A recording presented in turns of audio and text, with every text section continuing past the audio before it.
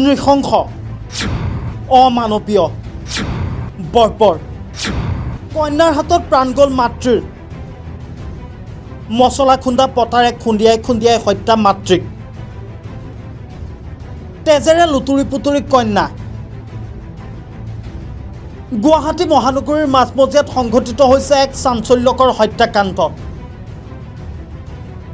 নিজ কন্যাৰ হাততেই প্ৰাণ গ'ল এগৰাকী মাতৃৰ মছলা খুন্দা পতাৰে খুন্দিয়াই হত্যা কৰিলে নিজ মাতৃক ঘটনা সংঘটিত হৈছিল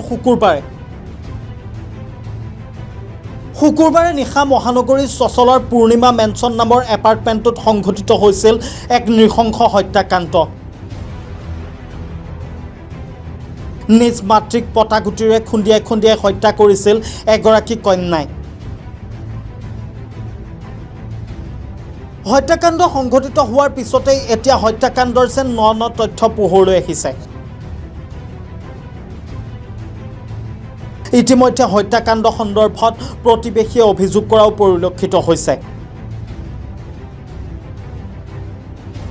প্ৰতিবেশীয়ে অভিযোগ কৰা অনুসৰি সেইদিনাখন বিয়লি চতুৰ্থ মহলাৰ A4 ফ্লেটত নিশা প্ৰায় 6 বজাৰ পৰা পটাগুটিৰে ঠেকেচি থকাৰ শব্দৰ লগতে চিঞৰ বাখৰ শুনা গৈছিল ভিতৰৰ পৰা এগৰাকী মহিলাৰ চিঞৰ বাখৰ শুনি প্ৰতিবেশীয়ে দুৱাৰ টুকুৰিয়াই দুৱাৰ খুলিবলৈ অনুৰোধ কৰিছিল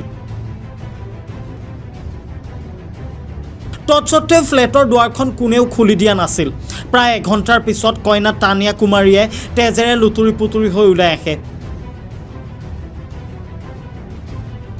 তেতিয়াই প্ৰতিবেশীয়ে বুজি পায় যে কন্যাই মাতৃক হত্যা কৰি ওলাই আহিছে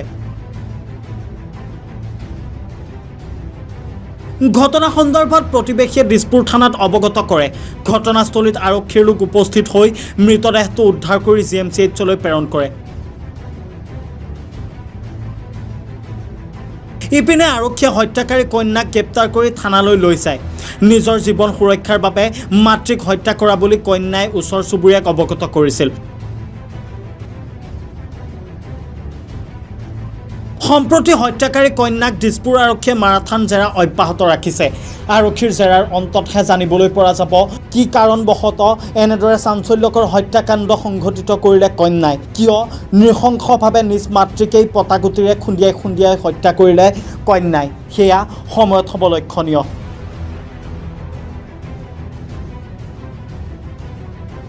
মই যেতিয়া আহোঁ তাৰপিছত তাই যোৱা বছৰ USTMত চিট ল'লে আৰু এডমিশ্যন আৰু তাই BA থাৰ্ড চেমত আছে পলিটিকেল চায়েন্সত পঢ়াত ঠিক ঠাক আছিলে আৰু তাই বৰ টেনিছ খেলে আৰু বহুত এৱাৰ্ডেড হয় আমি গম পাওঁ তাই নৱেম্বৰত ইণ্টাৰনেশ্যনেলছো খেলাৰ কথা আছিলে তাই টেনিছ কোৰ্টত ফটো আছে বেনাৰ দিয়া কিন্তু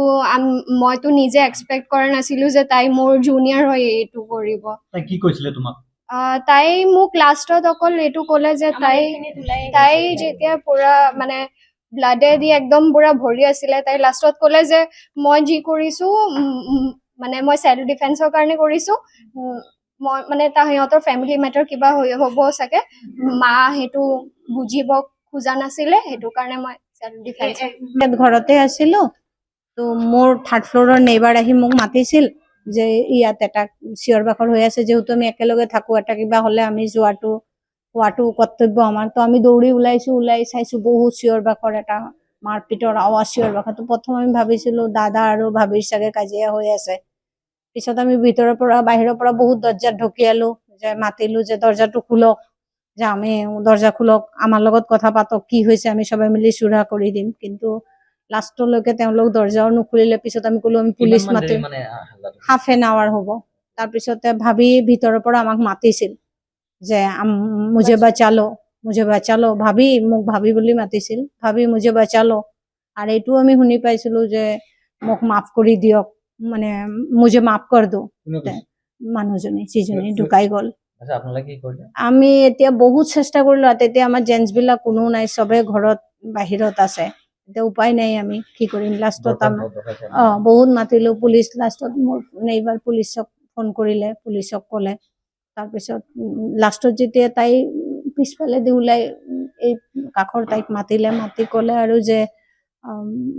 আণ্টি আণ্টি এনেকুৱা চিঞৰোতে কৈছে তহঁতৰ ঘৰত ইমান মাৰপিট হৈ আছে, দৰ্জাটো খোলোতে তাই যিটো অৱস্থাত ওলাই আহিছে আমি মানে ভাষাত ক'ব নোৱাৰো, গোটেই তেজেদি যেন বৰষুণ পৰি আছে তাইৰ গাত।